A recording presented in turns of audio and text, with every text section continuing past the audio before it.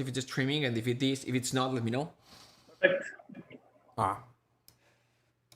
Cool. All right. And I'm going to have OBS here just to double. All right. Cool. So again, thanks everyone for joining. Today we're going to be talking about, how to create that strings aggressive staccato sound. Sometimes I was in a movie and I would hear the mid staccato strings with the violins, low violins and violas, a little bit of cellos, and it's like, how did they manage to create so much aggression in power, right? And I obsessed about it. And the thing is, we've got different ways to morph or to change or to adapt the sound of a sample or a musical idea with the resources that we have. And so we're gonna be talking about a few. Now, we've got velocity, or how hard we press that key, right? We can have the right, like this soft. Do we have this? Yeah. Or a right type of thing. That's gonna sound more aggressive. But sometimes, just loud and just forte doesn't cut it, doesn't make it sound as aggressive as we want. And we have to understand. So we have velocity. We've got the type of voicing. Sometimes we have an idea and it goes like za-ta-ta-ta-ta, za-ta-ta-ta-ta, something like this, right? We know the accents, we know sort of like the feel, the sound that we want. And then we come here and it's like, and it's there but not quite. And then we go like, I guess if I add the violins too, it's gonna add a little bit more of body, it's gonna sound thicker. But then we add the double violins too, we add the violas on an octave, and it's like, it's not quite doing it. It's like maybe it's a chord, and then we add that chord, and it's like, oh no, maybe it's something, just the voicing or just the structure of the chord. It's going to change. Sometimes just the voicing or the structure of the chord, it's going to change the type of sound that we get from the same instrument or from the same section in the same library. So that's important to take in consideration as well. So velocity, voicing, shape. Sometimes Tony in his harmony course talks about, harmony is not chords. Harmony is the interaction of those horizontal lines that create vertical shape, right? And so sometimes when we have in mind that texture or that za-ta-ta-za-ta-ta-ta type of thing, right? Sometimes what makes it aggressive is the inclusion in that texture, in that idea of details that make it interesting. Because I'm gonna tell you, if we've got the most aggressive sound that we can have. Let me see if this doesn't sound too loud. There we go.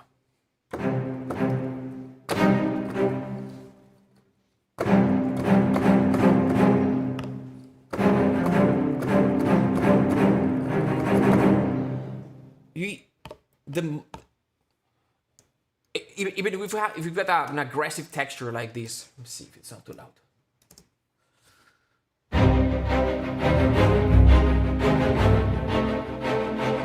And we're talking just the strings. I'm gonna just do this again and show the screen.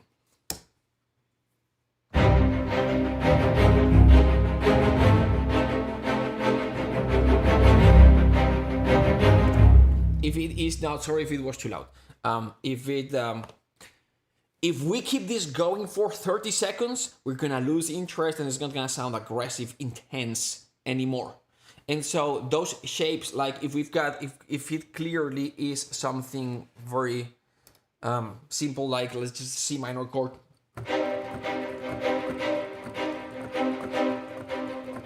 And that's what we've got internally. But if we can have sort of like a second line in here, that's something that sort of like adds and creates interest, it's going to keep the interest going.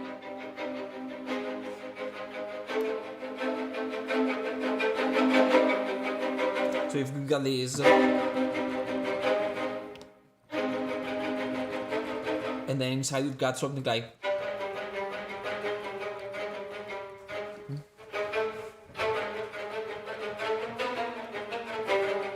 something like this, whatever it is, right? That creates, generates interest and a little bit of direction. That is gonna help as well.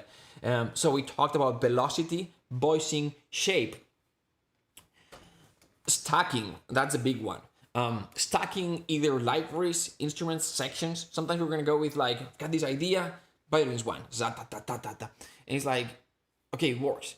But there are different levels. We can go beyond that, right? Now, as we start talking about this, this is not virtual orchestration class, right? It's a orchestral mocha production, and so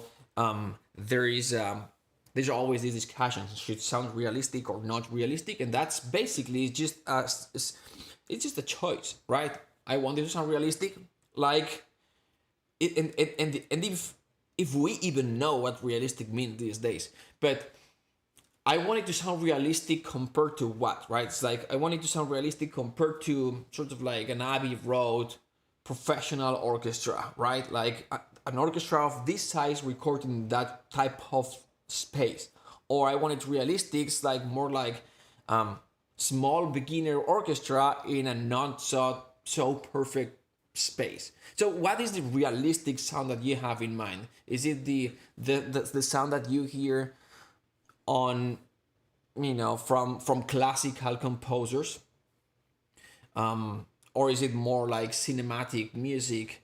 And then if it's cinematic music, what is it? Is more like John Williams or Michael Giacchino type of sound, or is it more like the other obvious side of the spectrum, more like Hans Zimmer type of sound?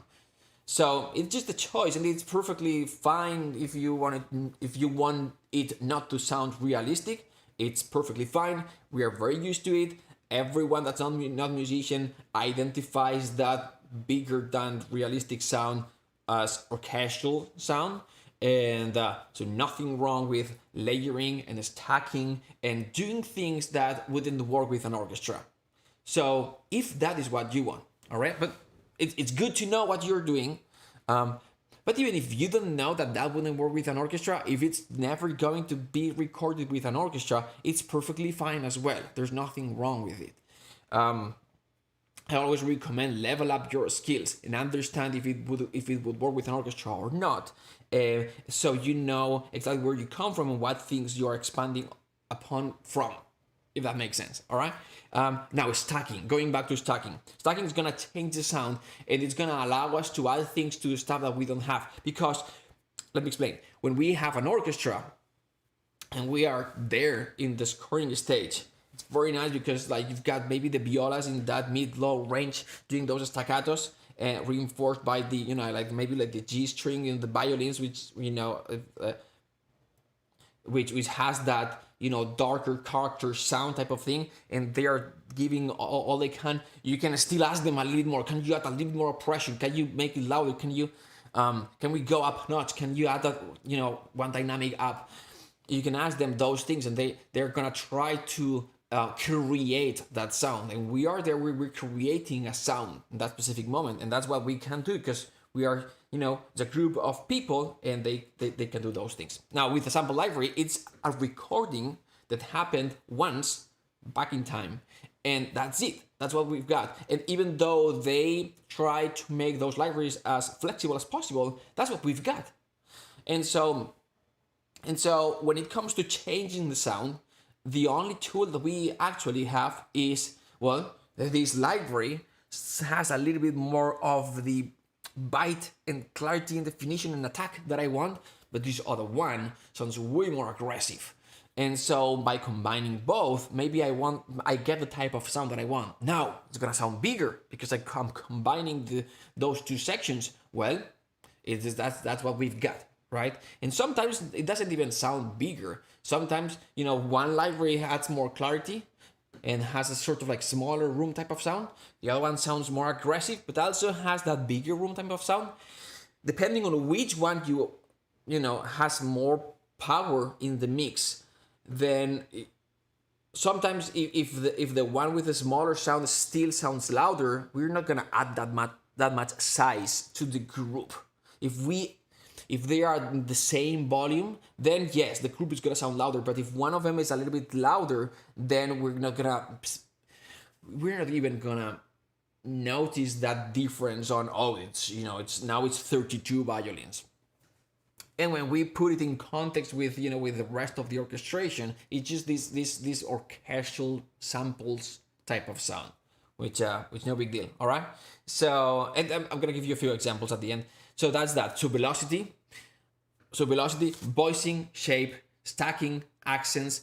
Accents. Accents, same thing as the shape thing that we mentioned. Accents are gonna give variation and contrast, because aggression is contrast. That's what it is, partially. We've got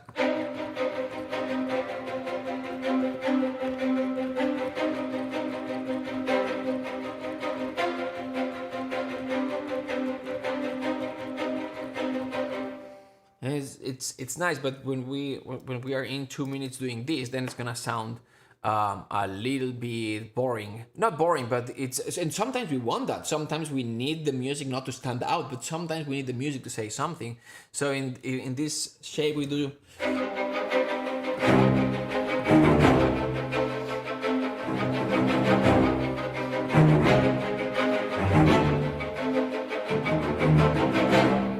Whatever, right? Just a few accents, not a masterpiece, what I just came up with, but just some accents, or even something simple.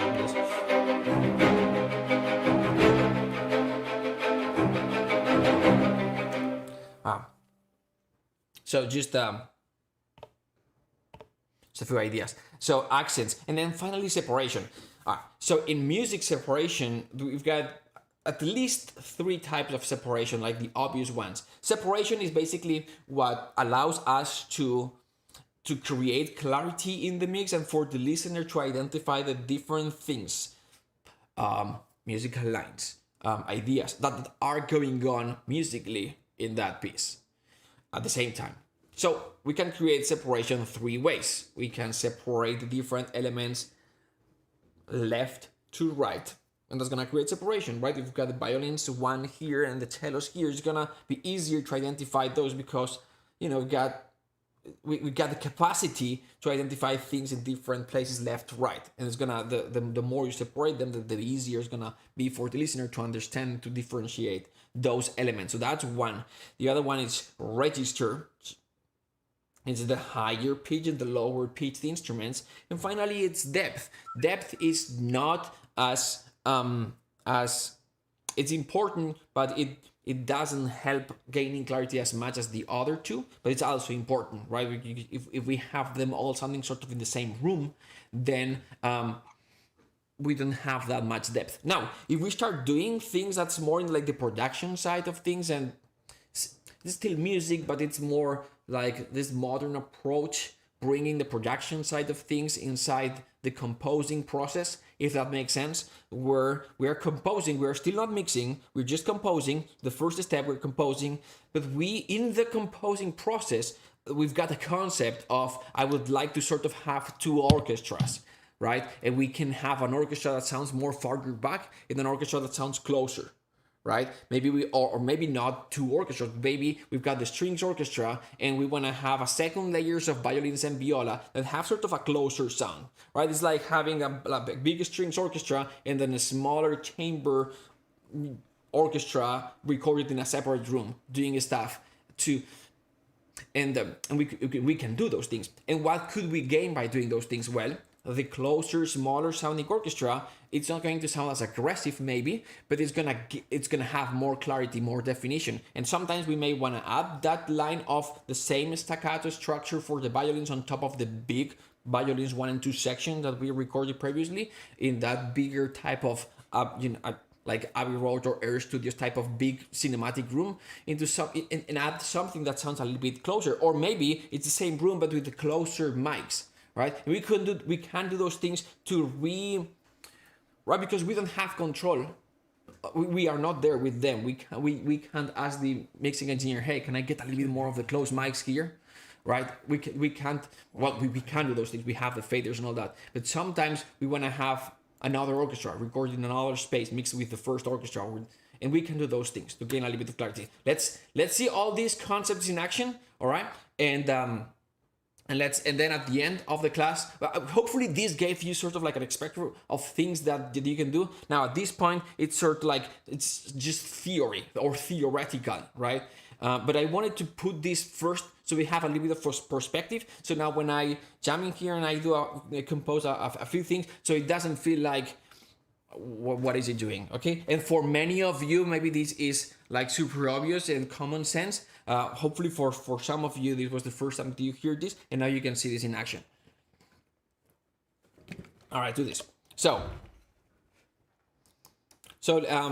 velocity and aggression.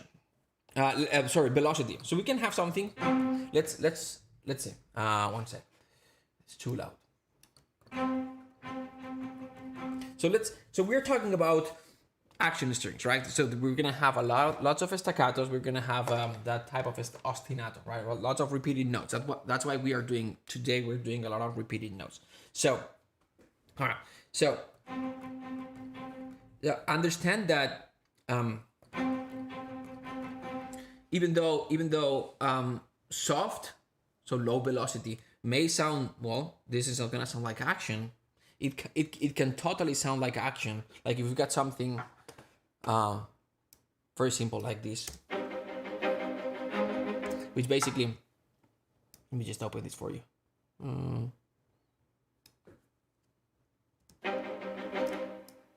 Just get a bit of this guy.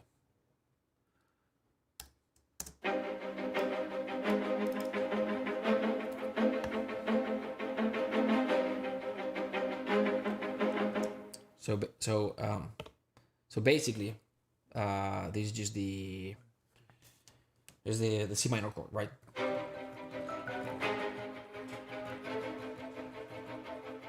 Right. So that's basically, and there's a line that's doing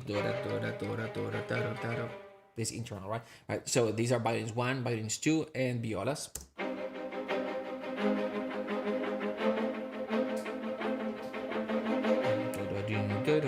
All right, so let's put just like the Born's ultimatum type of John Powell sound with the double basses and cellos with the spiccato or short staccatos type of thing, doing something like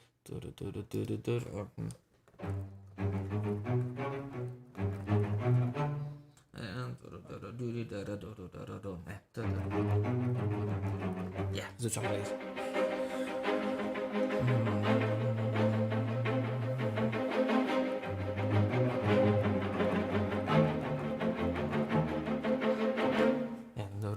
Yeah, just something like this.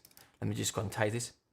Still, like, it's like this, you know, today we're talking about action, like aggressive string. This doesn't sound aggressive. Still has sort of like the intention and the tension and the action part of what we want to create. And then this can progress into something bigger, right?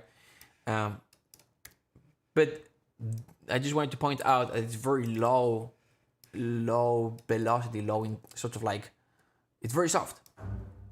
All right, oops. Let's hear this.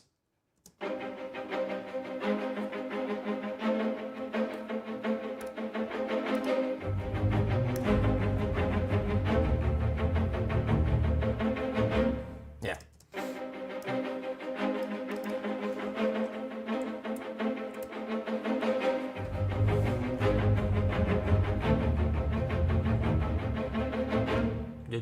All right, cool.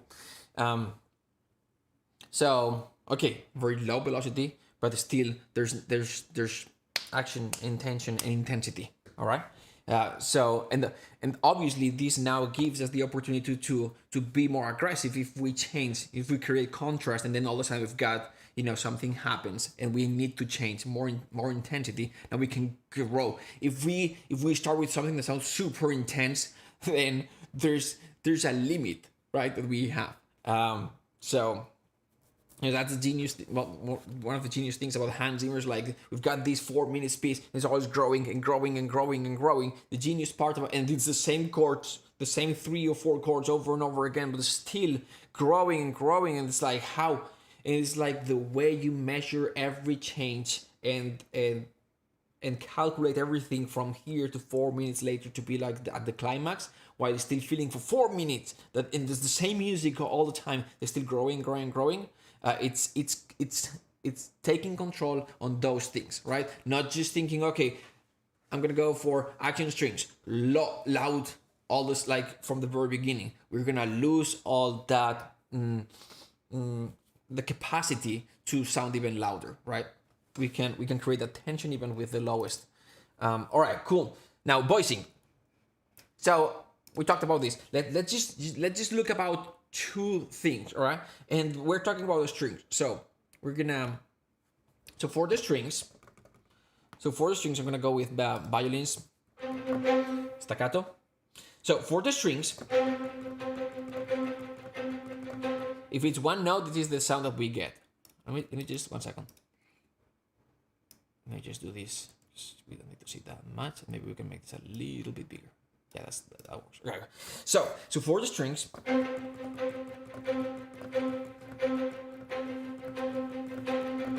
all right. So this is the sound that we get. Now, in the mid register, closed voicings, and the mid low register, this is the violins 1. This is the lowest note that we get in violins 1. There's nothing here, right? This is the low G, the lowest string in the violin. Now closed voicings in this register, it's gonna be aggressive and darker.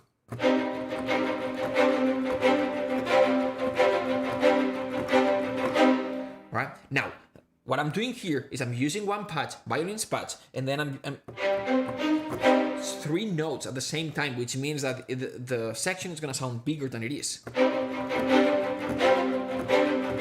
Right? Because we had 10 violins, now we've got 10, 10, and 10, 30 violins. So that's the sound that we are getting now. All right? But that's the sound that we get, and we gain aggression. And just take a look at the difference between this sound, which is what I just did,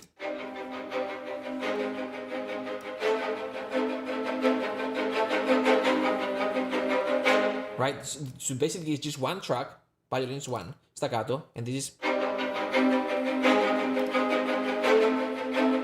Now, if I do it the right way and I split it, and basically I have violins 1 doing the top note, violins 2 doing the note in the middle, and violins 3, violas doing the third note, the lowest note.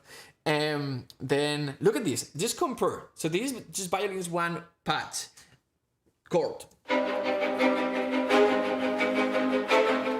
Now, same dynamic, same velocity, same expression point, so same volume in that patch, in the 3 patches. So one more time here.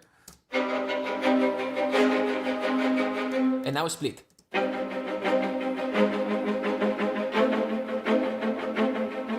One more time.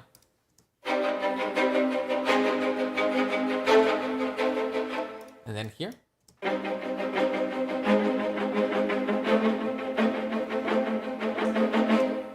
All right, so it's just different, right? Just taking, maybe it sounds a little bit more aggressive, the violins 1. It's different. It's just different. When you or have different sections, you're stacking in a different way. It's different records. It's a different recording. It's different positioning. You get more separation, but maybe you don't.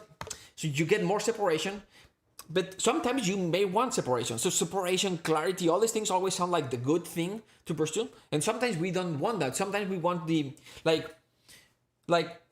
well, we've got the acoustic guitar. We were strumming an acoustic guitar. We can hear the 6 strings, right? Now, if we have an electric guitar and we start overdriving it, right? And we perform that, we play those power chords, right? We don't hear those 3 strings of the power chord. We hear this as one thing, right? Why? Because the more saturation and distortion that we add, that just glues it together. So sort of like it's the same effect here, in a very subtle way. We are not adding saturation or distortion here, but when we are separating violins 1, 2, and violas, we get a little bit more separation obviously it's a slightly different type of timbre. It's also different positioning in the orchestra, and so it and also it's a different sort of register for each instrument, because for the violins that's the low register, for the viola is sort of like the sort of like the mid register, and so so that's that. Take in consideration that yes, it's an option, but you know that sometimes I may just prefer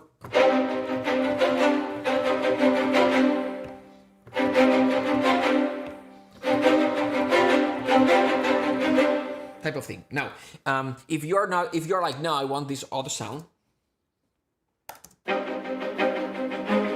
which is I want to hear more separation, more realism type of thing, which is perfectly fine. What I still do generally is either I could record violins 1, violins 2, violins, violas, but generally what I do is I just record it like this. It's just faster, right? I'll do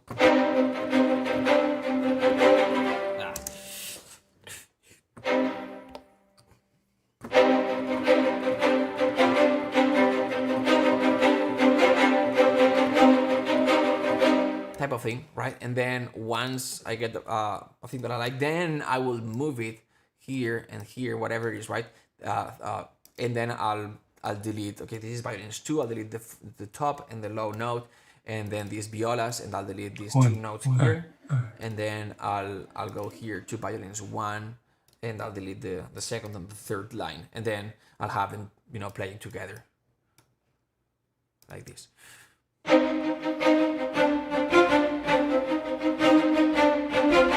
So very different sound. Now, always remember to record. I always record expression at the beginning, right? To make sure that they are in the same volume, and we'll talk about this in a second. Here we go, 3 and.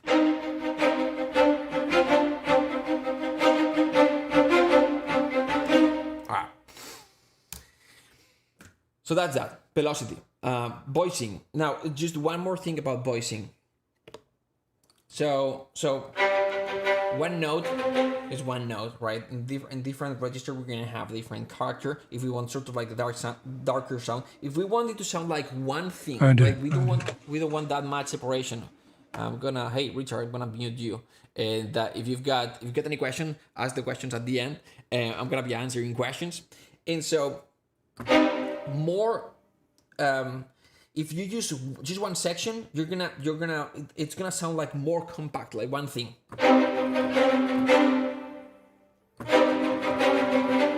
Right, type of thing. If we have like the different sections, gonna sound more. It's gonna sound more like. We're gonna gain separation. Now, the more we open the voicing, the more separation we're gonna gain. But if we go power chord type of approach, strings gain a lot of energy when we go power chord type of voicing. So it's like the guitar type of power chord.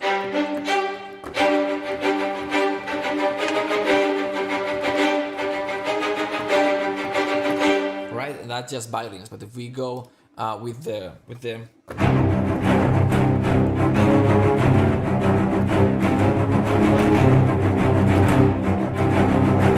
type of thing, all right? So that's something that you can do. If you want to have that harmony in there, then what you can do is the lower you go in register, you can add the third up an octave. Otherwise, here it's gonna sound muddy. Instead.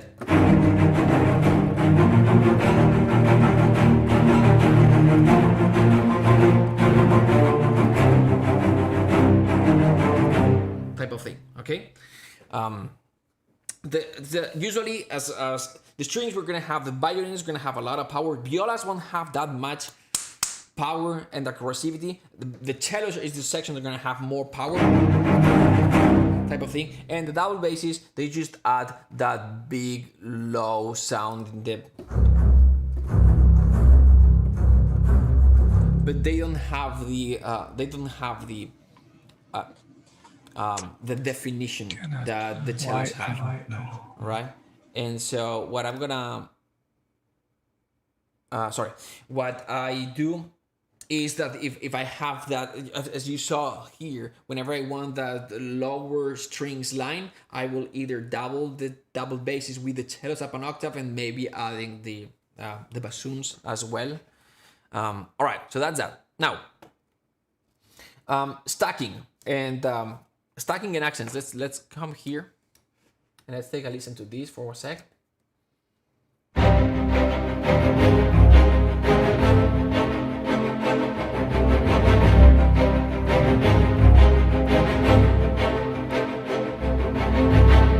All right, let's deconstruct this for a. So basically, what we've got here is we've got the violins one doing this part that we've seen many times, right? Now, on top of that, stacking. There are some libraries that sound. It's like maybe they sound aggressive. But there are some libraries that will sound more aggressive than others. Some libraries that will sound smaller than others. Some libraries that will have a more I don't know, a very spiccato pads with a lot of clarity and bite. We will have libraries where, for example, maybe the violas low register, the staccatos will have more clarity, and then the mid register will have more aggression. So what I'm trying to say here is get to know your libraries.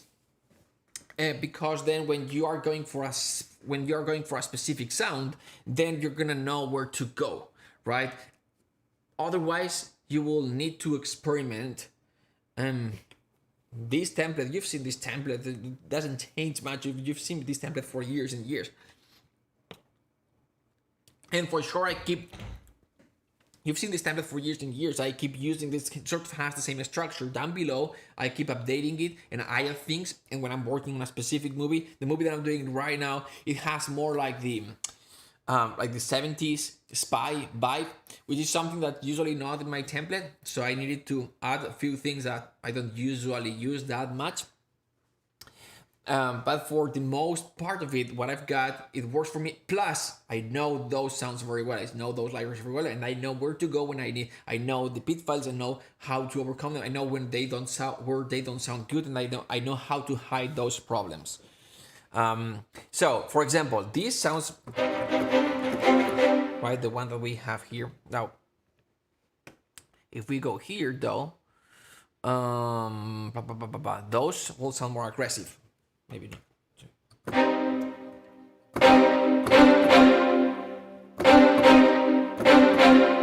Different type of sound. It's not better. It's just different type of sound. Maybe I want to combine something between one and the other, right? Maybe the second sound,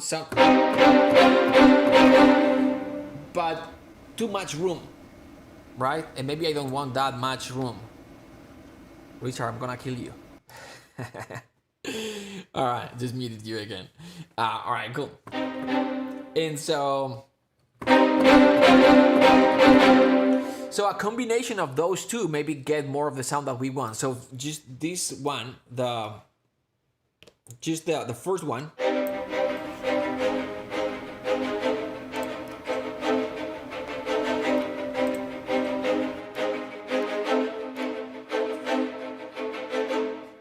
Right, so this is the first one.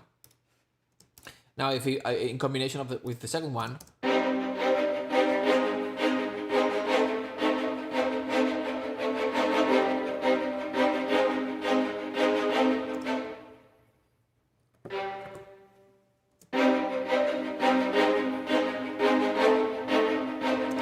like this.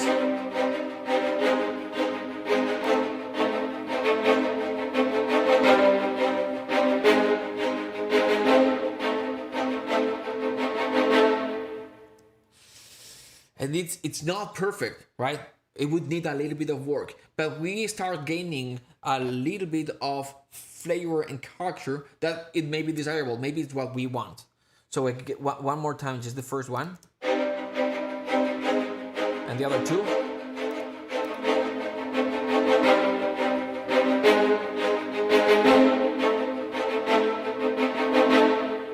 Right?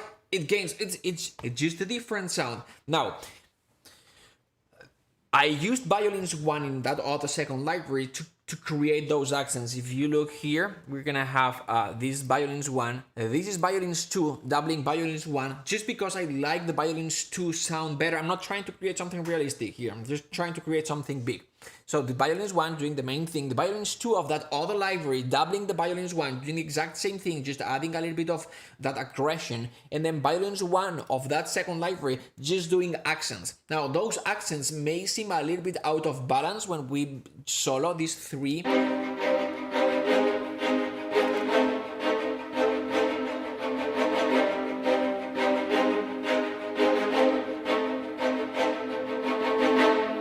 It's okay, but some of those accents may sound a little bit out of balance, like too loud. Those are there to compensating and adding that accent that works well in balance when we have the full mix. So sometimes we may have the entire things like, okay, I would like for the violins to sound a little bit more, to accent those things a little bit better, and instead of going to the ostinato that we already have and trying to enhance those accents, sometimes what we can have is a second violins 1 section on top of that first one, maybe another library doing those accents, or maybe the same library but a different mic position, right? Whatever it is. So that's what we've got here.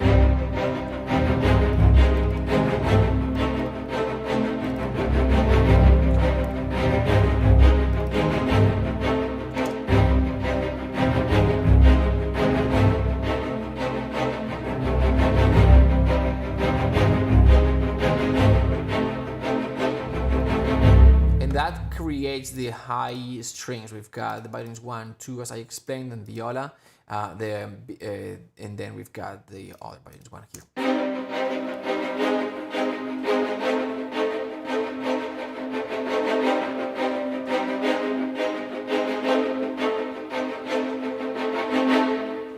Right. So, and this is different than just using this. Right? So that's what we gain, just layering and adding a few accents here and there. All right, cool. So that's the first thing. The second thing is the lower strings. Just we've got the high strings and the lower strings. What the lower strings are doing is basically just some accents. Now, I could have added just like the lower strings like this, the cello, the double bass is doing this.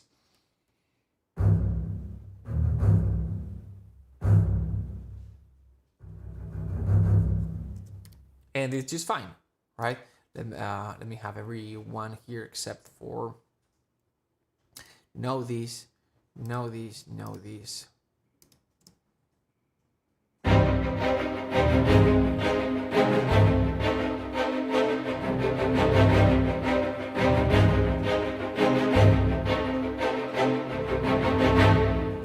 it's gonna work.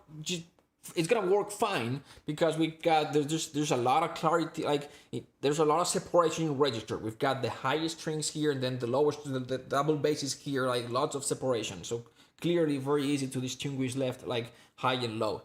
But still, double basses are gonna sound big and muddy. So adding a little bit of cellos in here, it's going to help. So just the double basses. And then with the cellos, but that is just the double basses, especially this part here. There's that done, did done. We've got this guy's doing. Right. Now, if we have the cellos, on top, we said cellos, and especially these ones, it's going to add definition. Right, so we now have double basses and cellos. We would have something like, right? We've got the big round sound, but we still have the definition, and that's what we want here, and that's what we've got all together. So the lower strings, what we've got here, basically, is what I described, plus the double bass pizzicato, helping in those accents. Boom, right? And also it's the only thing that's doing a little bit of counterpoint here, and the cello is adding a little bit of definition. We'll talk about that pizzicato at the end. But these are the lower strings, basically. And the cellos are doing a little bit of the ostinato as well to connect both parts. Let me put this together like this.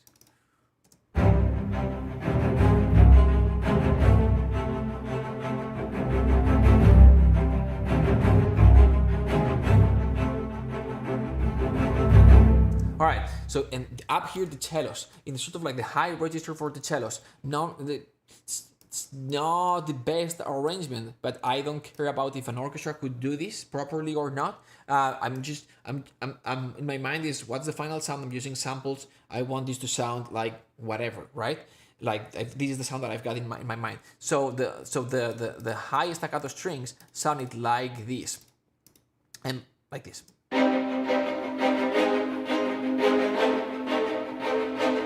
By adding the cellos, which is a bigger instrument, that section is going to sound thicker, it's going to have more body.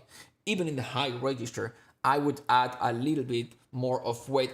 Adding the cellos with the high strings, it's going to make them sound more aggressive if it's in the right register. That doesn't always need to be in the mid-high register. It can also be in the low register, but I want separation between that ostinato and the low strings musical gesture. So just the high strings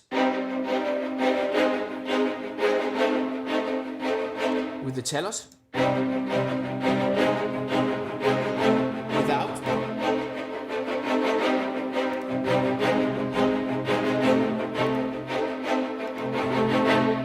all right, so it adds a little bit more, and then when we add everything else,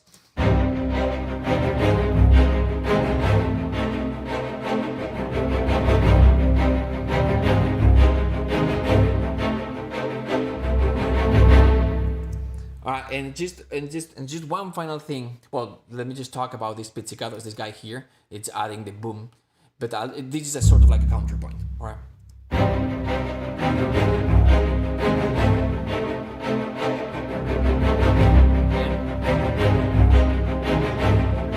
Now, when we are adding, it may seem like it's just adding things on top of things on top of things. It's not adding things on top of things on top of things. It's having, basically there are two musical ideas, and we are adding things on top to gain something, for that idea to gain clarity or to sound more aggressive or to add definition, whatever it is, right? So for example, this is a sort of like a counterpoint rhythm with a double bass pizzicato. We're not gonna hear it, right?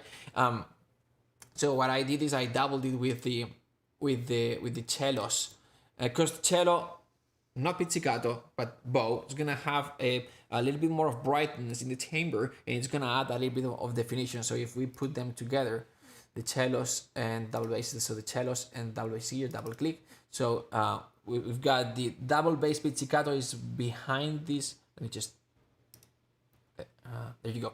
So this is the pizzicato, right? It sounds down an octave. It looks like it's in the same octave, but that is a patch that I have it that sounds down an octave. The reason why I do that is because then I have the cellos and I can copy and paste the cellos to the double basses. I don't have to move them down an octave because they already sound down an octave. So anyway, we can have a little bit of 1 second. Sorry. 1 segundo. 1 segundo. All right, cool.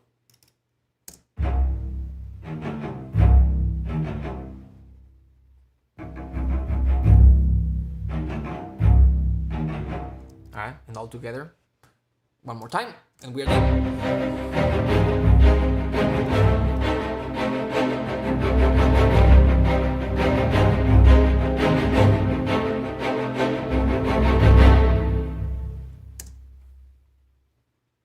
Maybe without the mics, without the speakers.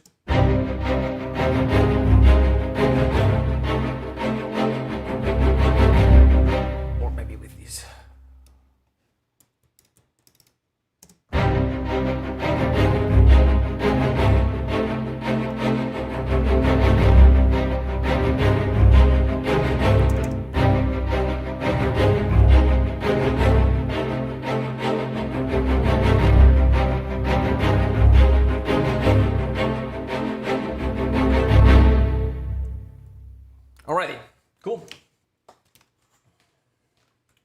maybe time for questions.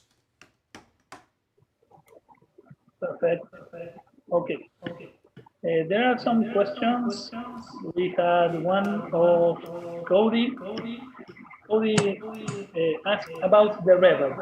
How do you handle reverb when you have multiple libraries involved? Do you All put right. reverb on each track and mix it? Or do you send them dry to a group and put reverb on the group?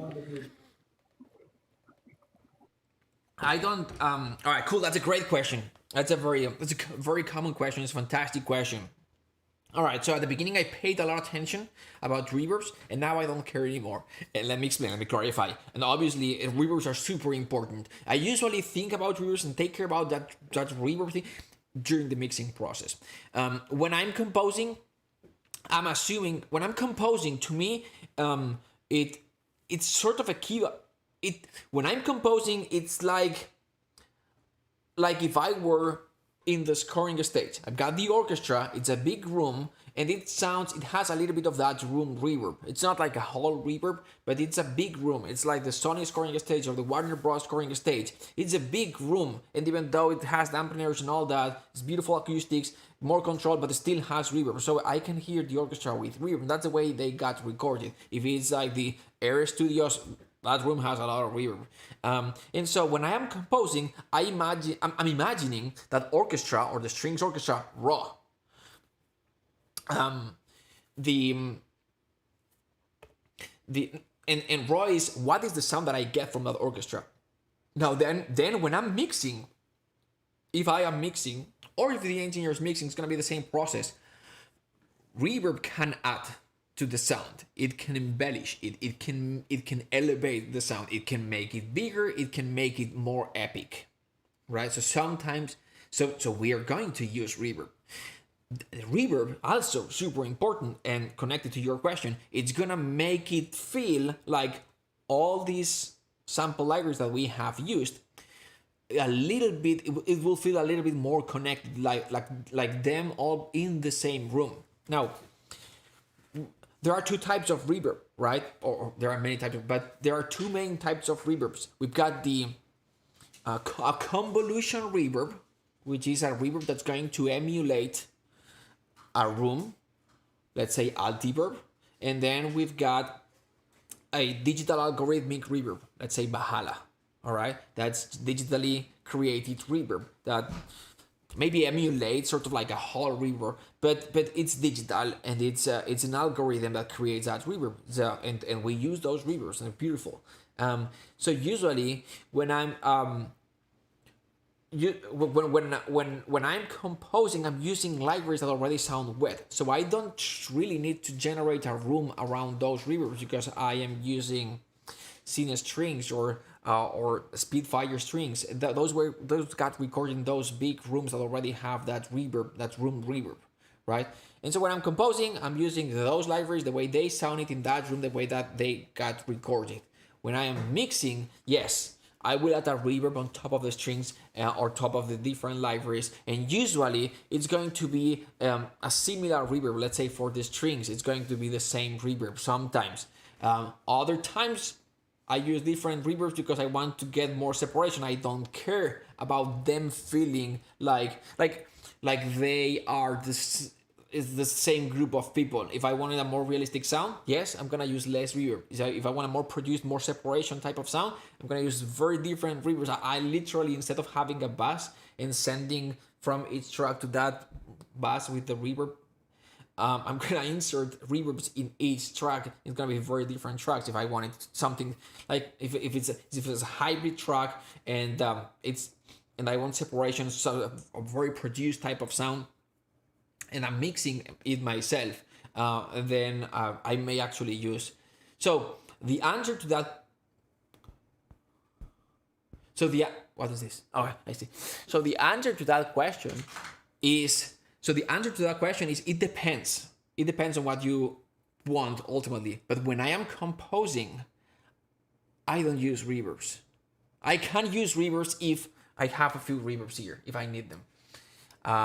Because I am not mixing. Like for example, the TV movies, right? I do TV movies. I'm doing I'm doing 2 TV movies this month, and it's not a big budget. And where are you guys? I mean, why is this happening here? 1 second. Let me just make this smaller. All right, cool. This is gonna go here. It's gonna go here. Oh, I see. Okay. This is my template, right? And everything that you see here is all the tracks. All right, let's start here. So all the tracks, right? So we've got the sketching patches, the strings, blah blah blah. All right, brass coming up, woodwinds, and then I've got percussion, well, synths, percussion, and then I've got sort of like a trailer. Booms and brazzers and brams and all this, and here at the end is my stems, which is this thing here, right? If we go down here, let's go down here, open. All right, so down here at the end is my stems, and basically I group the 400 tracks, I group them here in just like 20 or 30 final tracks. So in these stems I have a few effects, and as you can see there are some reverbs. So for example, for the piano I have this long reverb if I need like a big wet long reverb type of piano, and I have this loaded in case that I am not able to mix my music. So when I'm done composing, sort of like it's good enough, here you go, the stereo mix, right? And it's sort of like pre-mixed, and then here I've got a little bit of mix, so a little bit of analog saturation, a little bit of separation, opening the strings, a little bit of reverb, and I use different reverbs. So that's me. I group the tracks by, if I'm not mixing, and the sound that I get from the composing process is the final sound, then the sound that you're gonna get is all the tracks separated, grouped in. We've got those 30 stems, so the high staccato strings, the low staccato strings. So like the high shorter strings, low shorter strings, high longer strings, low longer strings. The same thing for woodwinds and brass, and those go to those stems. Those stems have a specific sort of like very subtle mixed with a little bit maybe of analog saturation, and a little bit of reverb. Maybe I'll open the high strings a little bit, blah blah blah. A few things. But it's different for everyone. But here's the thing. It's not like I'm using the the BSL Vienna Symphonic Library or something that's super dry, and I need to recreate a room around it, and I have to make it feel like they all playing in the same room. If I want that in my mixing process, I'll add a reverb on top of all the orchestra. It's gonna be a very similar reverb. But most of the times I don't even care about that, because that is more a theoretical concept. But I can tell you that if I do a good work when I'm composing, and I balance the libraries the right way, and I understand that room is bigger than this one, and I work in a way that make them work together, I'm gonna show the music to someone else, and no one is gonna, like, especially non-musicians, no one is gonna say, it's like, oh, this clearly was recorded in Sydney and this was recorded in London. That's not gonna happen. Most of the time it's not gonna, it's very hard to tell, right? It's easier to tell that that the orchestration is wrong or the arrangement is wrong than, oh, these two reverbs clash, oh, those two rooms are so different. That usually, it's sort of like the same size type of room, no problem, right? If you want more reverb on top of that to make it bigger, more epic, and belly elevated, yeah, a reverb on top of it. If you want them more connected, just one overall reverb. If you want more separation, different types of reverb to different instruments. It's gonna be super subtle. Yeah, it's that final percent of your musical production. But those are hopefully did that answer to your question? Yeah, definitely. That was a great answer. Thanks. Awesome. Thanks for asking. It's a great question. Yeah, there we go. Cool. Rock and roll. Let's do more. Okay. Let's see. Facundo says, in one of the symphonic virtual orchestration videos, Marc shows a string match with 3 libraries together: Albion, Symphobia, and Enlace. Facundo has the same library, but he can make it sound as solid as you. Do you use it as default, or what do you do with the library? Let me, all right, good question. Let me just show it to you. Let me open my Vienna computer here, which is there. Let me bring it over here, which I always have a hard time doing. So, boom, there we go. This time it worked. All right, and now, yes. And now let's go to sketching patches. Let's go back up here and see, the more complex your system is, the more time. It's like in the past I had everything in one computer. It would be click one track, click to that button, open contact. And now I have to go, so this might be on a computer, have to move this window over here, which gives me more power, but this, at the end of the day, if I want to change one patch, it takes longer. So anyway, but that being said, this is the guy, and I'm gonna go here to staccato strings. All right, going back to that computer, strings basic, out, open. All right, so you can copy them. All right, there you go. So this guy, this guy, this guy. So all right, and finally what I'm gonna do is I'm gonna go here and make cool. So oops, where are you? Here. Oops.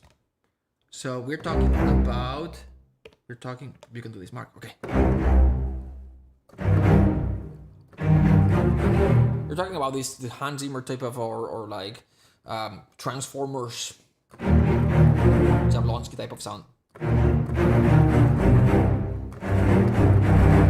So basically we've got the, it's gonna be very small, I'm sorry, but I'm gonna describe it. We've got the Symphobia, is the patch called the Strings Ensemble Staccato Short S, and the it's a little bit too, you can move them, but it doesn't have to be that much to the right, but it's a little bit to the right, as you can see, and the volume is minus 0.2, and then we've got Telos, which is the sound here.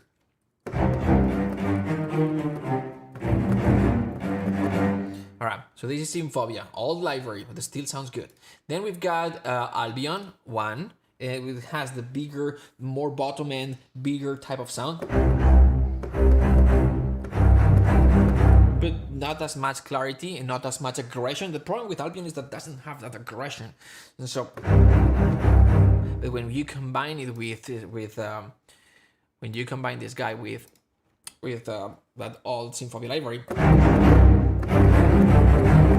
gains a little bit of the bow on the string type of thing. And then finally we've got this and that one is it's plus 5.3, and then finally cello spiccato, this guy here, this is gonna sound way smaller.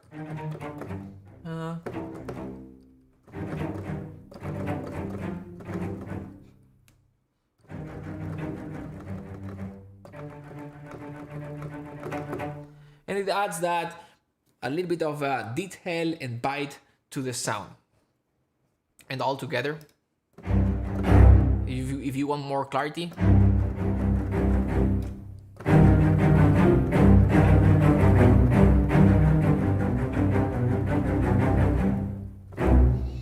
type of thing. All right.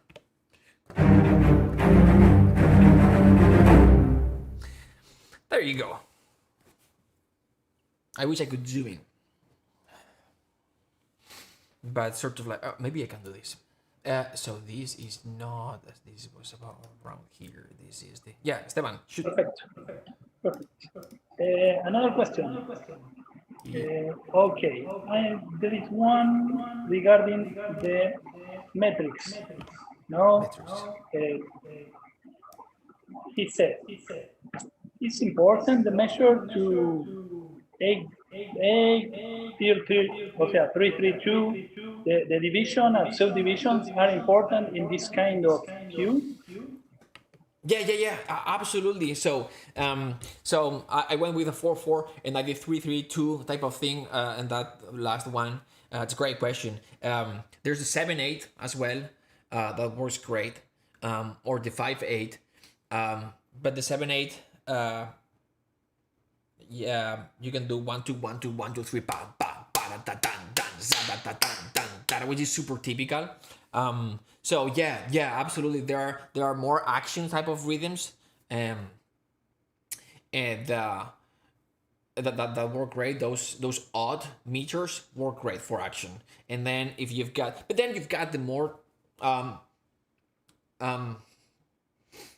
so I would say the more action meet intensity, and that's just a very general rule to be broken, okay? But the more action meet intensity that you go, as this is again meant to be broken, but the more action meet intensity, the less the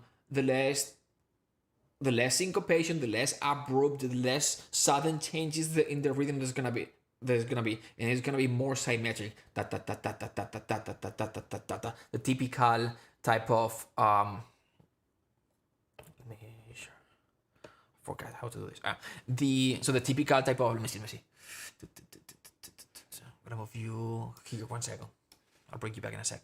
So the typical, maybe this guy. Maybe a little bit of a lower tempo here.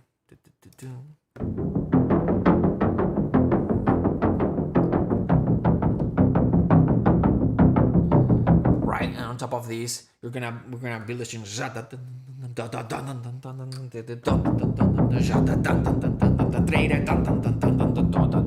right, type of thing. This is 4 and 4 and 4 and 4 and 4. Now, the more action, high intensity that we go, we're gonna use more changes, more syncopations, more time signature, more breaking the rhythm, more odd key signature, time signatures, etc. So that's, I would say, so we're gonna have that 7/8 dun dun dun dun dun dun dun dun dun dun dun dun dun dun dun dun boom, right? We're gonna break it with, we're gonna modulate. We're gonna go from one pitch set to another pitch set or whatever it is, right? If we are going atonal, if we are whatever, there's gonna be more craziness, and we're gonna, in terms of meter, it's gonna be more odd, more breaks, more syncopation, more changes, more breaking and going somewhere else. If that makes sense. Did that help?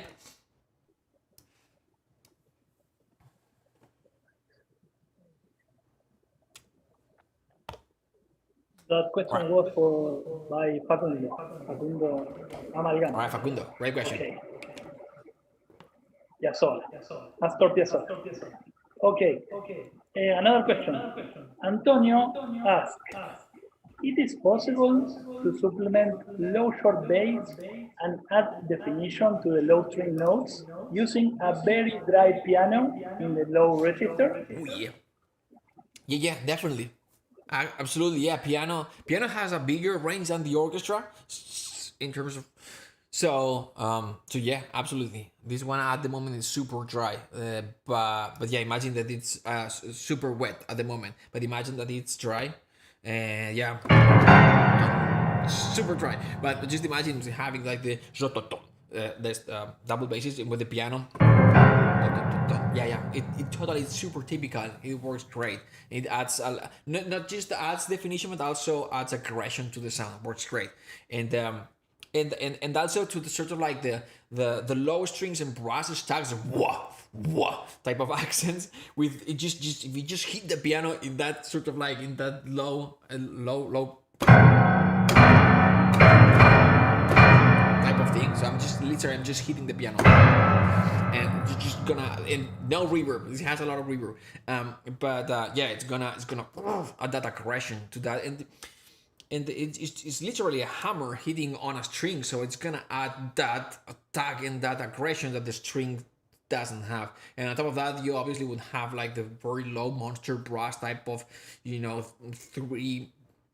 For this type of thing, the 3 bass trombones and the timbassos and the wah, and also the taikos and the low drums and all that cool stuff. But the piano has a timbre and that thing that's gonna cut through the mix in that low end, that's gonna add a little bit of impact, if that makes sense. Cool. Yep. Definitely. Okay. Well, Giuseppe asked, how do you decide when using ensemble library or layer together more sound samples? It's a philosophical question. Yeah, it's a great question. It depends, like it depends on many factors. Do I have time? It's well, do I have it's more of the outcome that you want, right? If you just if it basically is piano and strings love cue type of thing, and I just I want to put the attention on the piano and the strings are just supporting. And on top of that, you need to move fast and you don't have that much time. Then we're going to ensemble pads, and it's not going to make that big of a difference having recording, especially if it's a mophonic texture, and you want to get quickly that feel of them all performing at the same time, the same room type of thing. Then but if you have inner lines, right, and you want to hear those inner lines, then it's very hard to accomplish that with an ensemble pad. So the same thing for the staccatos. If you want the big orchestra staccato, sometimes you may want to just use the strings staccato pads, and it's going sound, especially if you want that big sound, or the one that we just saw. It's pretty much an ensemble patch. Now, if you want more definition, or you want a specific thing that that library, this cello, like, for example, the aggression of the Spitfire low cellos, or the bite of the LA scoring string spiccato cellos patch, or the way the violins in the mid register in this and in the sin string sound. So it's like when you are reaching and those libraries, because you've played around with them for a while. When you know that sound, and that the ensemble doesn't have that sound, then you're gonna reach for those instruments. So it depends on the goal. And sometimes you're gonna mix those, right? Like the typical class that I've done 30 times, like for the long sustained strings part, we're gonna record the ensemble first, and we get that strings ensemble sound, and on top of that we're gonna layer the violins one and the cellos to add a little bit of definition, open the sound a little bit. We all of a sudden we hear those inner lines, but we still get that big size of the ensemble part. So it very much depends on what you need, what you want, how much time you've got, and if you have what you need in that ensemble part, or you need to look deeper. What I would say though is that sometimes it is faster to record what you want to record with an ensemble patch, like what we've seen, recording the three notes, because we're creating the sound, and if we record one note at a time, sometimes we don't. And so recording maybe like the triadic chord ostinato with the ensemble patch, or with the violins one patch, and then copy paste. And another thing that I also do sometimes, if I do that, recording the three notes ostinato, copy paste, delete the last two notes, delete the top and delete the and sometimes copy paste is like the violins still don't sound the way I want them to sound. It's like then I delete that region and re-record that middle note with the intention that I want, or whatever. Anyway, hopefully that answered the question.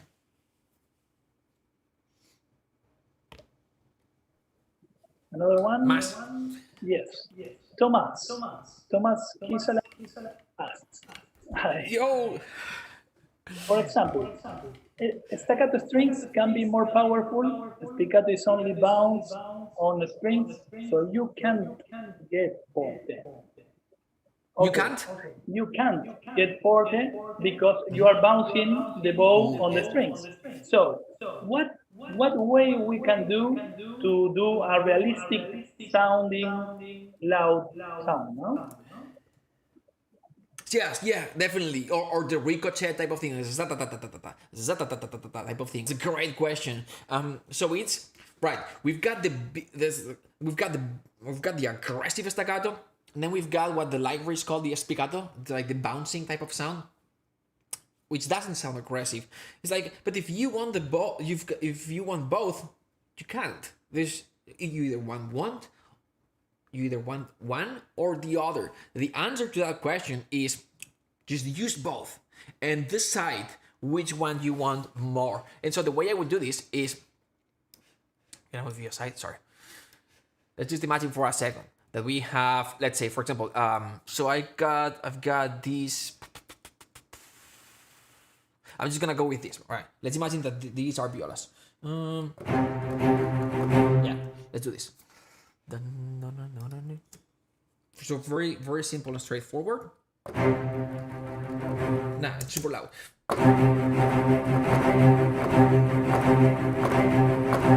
Right?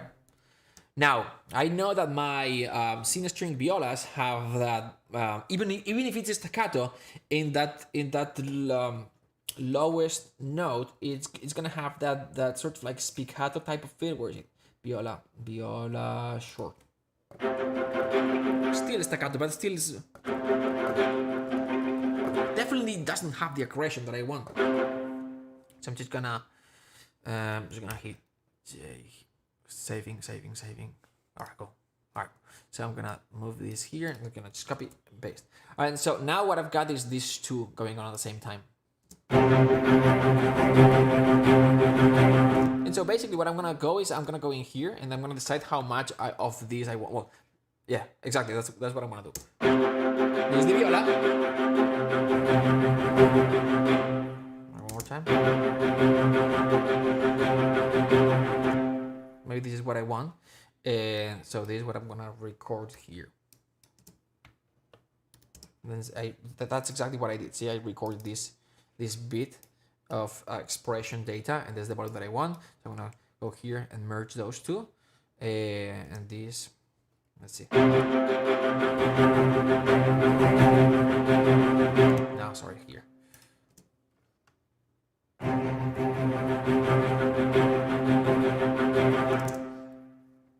All right, cool. And but maybe I don't want them to sounding. So if you see, I'm bringing down. Get out. I'm bringing down now the. Come on. Velocity. Let's see. And now. Not even louder.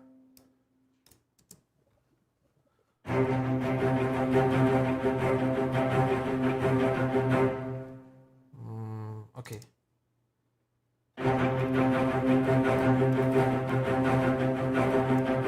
And this, I don't know, we want it a little bit.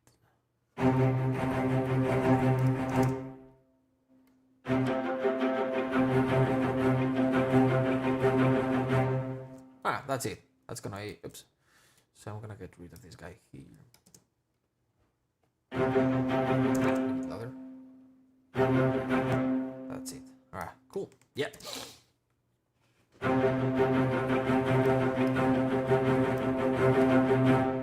And that's maybe the sound that I want. So it's so basically what I'm doing is I'm combining. I got this is what I've got here. This is what I've got there. I want a little bit of that, but also a little bit of this. I'm gonna make one sound out of these two sounds, and I'm gonna decide the volume and the balance. And now where it's like, okay, I've got here the definition, attack, the bite, and also the aggression. Maybe it's not what you had in mind, but maybe for me this works for in the context of the piece that I'm writing. And that's the resource that we've got, because again, when we have the orchestra, we can tell them, let's split the section. So have violas a little bit more of this, have violas a little bit more like, or can you guys all do a little bit more of like this? So like a little bounce, but still a little bit of, whatever, right? And you can work and shape that sound, but we don't have it here.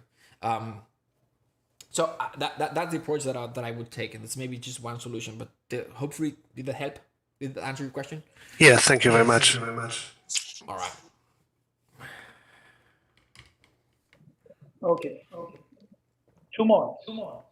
The first one is Art Levy. He said, what are other ways to alter a string ostinato so that it doesn't get boring? Because he asked this in the moment when you were trying some ostinato a la Hans Zimmer, no? So, all right, so you were saying that was boring, right? All right. Yeah. So very good question. that's the way. So if you ever teach, the first thing that you want to say first, that's a very good question, and then you're thinking what to answer. But no, that's a very good question. So basically, what you want to do is first you gotta be a good composer or be inspired. In that case, and when I'm teaching, usually I'm focusing on I come up with the best ideas. But if you are a Hans Zimmer type of thing, right, and you wanna or you're working, it's not like maybe that's what the director wants, right? They just want something that doesn't drive too much attention to the music, and they want you to just stay there. It's that, D pedal note ostinato for 4 minutes, right? you can go much farther, and you're still like crap. So there are 3 ways that you can make it interesting, right? There is textural changes, and now we're talking strings, but still we've got space for textural changes. So there's textural changes, there's inner music complexity. Excuse me. There are 3 ways. There are 3 ways that you can make it interesting. There's textural changes. There's musical complexity, 3 inner lines, subtle, and then there's production changes, right? So you can have the ostinato, right? What do we have? Well, maybe here, a la Hans Zimmer type of thing.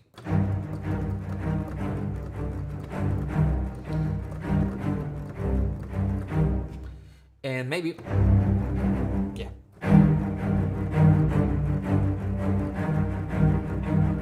So textural changes. We could do something. I'm not gonna quantize. I'm just gonna go.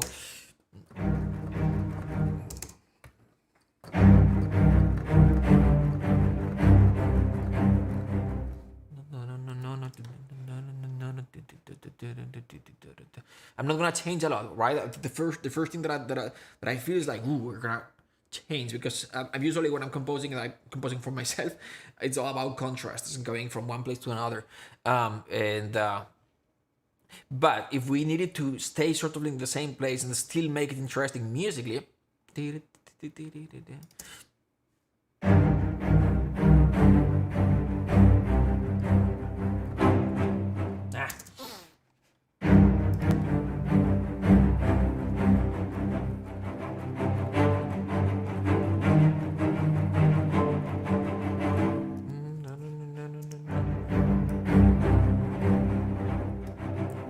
I need to quantize and all that.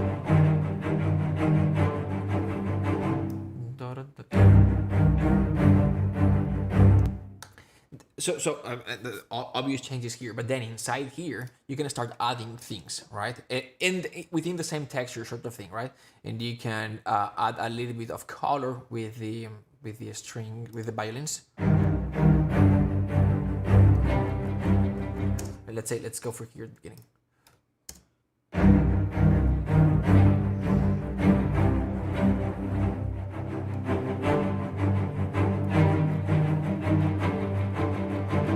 Right, and you can obviously, needs quantizing, needs a little bit of work, it's not aligned, and there's a little bit of mess here when I connect one and the other, but it's adding color in there that creates textural changes. So that's the first thing. The other thing that you see if you get one of Hans Zimmer scores, like literally like the notes that they recorded with the scoring session day,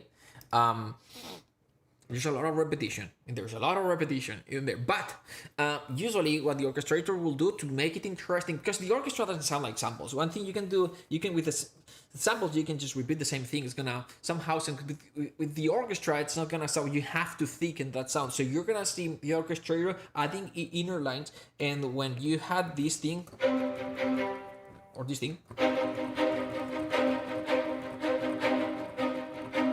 you're gonna see another, maybe like violins 2D BC, one of them doing like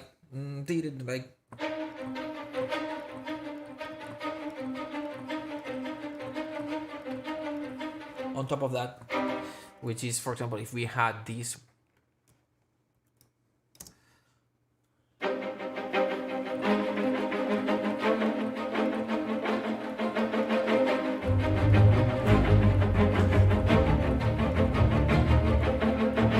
right? Stuff, and it's something that sits in the background but adds a little bit of interest.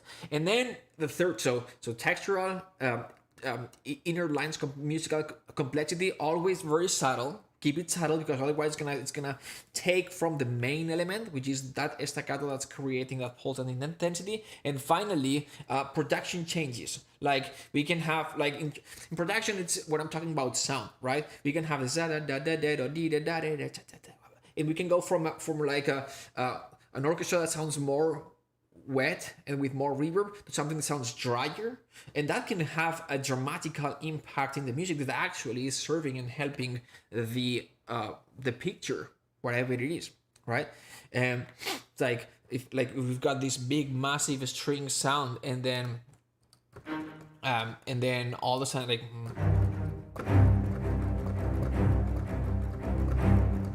and then they enter, like they are outside, and then they enter like a closed space, a room or something. We want to keep the same ostinato, maybe it's the same notes, maybe the same everything, the same tempo, the same, but it's a smaller group, it's a smaller orchestra, it's a smaller room, right? And then it works great when we are emulating spaces. It somehow feels natural to the human ear, so those things add variation as well. Or we can go from something that's orchestral to something that's synthetic, right? To like a pulsing synth that has that dryness and perfection, and it's more robotic. And sometimes we can do that to follow what's happening, either in a scene or a conversation, right? So we can do all these things. And so hopefully that it's obviously, if we go from strings to scenes, it's also textural change. So we are talking about sort of the same thing, but I like to talk about that as like a production change. We're changing, especially when I'm talking like something with reverb, something without reverb. It's a subtle change, but it helps for the listener to still be engaged with what's going on, and adds richness in a very subtle way, which is the magic or the thing that you have to do in music for when you're doing music for media. That's what you want to do. You want to do small things, subtle things that affect the perception, but they are not too obvious, unless it needs to be obvious, but it's not too obvious, so it doesn't draw attention from what's driving the main. It's like from the dialogue or from the actress gesture, right? So hopefully it makes sense. Yes, thank you, Mark. Rock and roll. More. Okay. One more. It's a production question. All right, I like Mark, what is your go-to plugin to create more stereo separation? And who's would that? you use Premic tabs? Premic. Hey, Premic. And you would use on the master bus? Right. Yeah. So that's a good question. And the one that I use when I'm mixing is the Waves S1. And let me see if I can find it here. Strings on high. Here is the. To me personally, it's overpriced. But usually Waves they have sales. So this is the Waves S1, and then they've got the S1 shuffler. If you are trying to open the low strings, and usually there's a related question to this, like when you are opening the strings. It usually comes when teaching mixing or something. When you're opening the strings, I've been taught that the low frequencies should stay in the middle. Do you move the basses to the centers? Like no. An orchestral sound is the way it is, and we should emulate that sound. So if we are using a library that was recorded that way and the basses sound already there when we load the patch, don't move it. You can open it a little bit. Now, because the low frequencies should stay in the centers, like open the strings, like in the lowest strings as well. If I open the lowest strings, and this is always very subtle, open the strings a little bit. When I'm mixing, I use the S1 and I open the strings a little bit. I like opening the strings. It widens the mix and it creates a space for other instruments to cut through. In the lower strings, I use shuffler. Ya acabo. And the low strings, I use shuffler because I still have control of the lower frequency. So it allows me in a way to keep the lowest frequencies centered or in the way in the position they are, and then opening the brightness of the lower strings, which is they still have some a little bit. And so I use S1. When I'm mixing, and in the master bus though I use the isotopes ozone, and they have an imager module inside the mastering plugin, and that one gives me control over how much I open the high, mid, low, and low frequencies, and that's the one I use for mastering. So that's it. All right, I gotta go. I hopefully I answered most of the most important questions, Esteban. Yes. Yes. All right, cool. So again, my goal was to do this half an hour, and we went an hour and a half. And but it's my fault. Dang. Well, hey. I knew it was impossible. Art. I mean, well. It's hard. But anyway, it was great to see you guys here. I hope you found some value here, and I'll see you tomorrow with. Bye, Mark. Bye bye.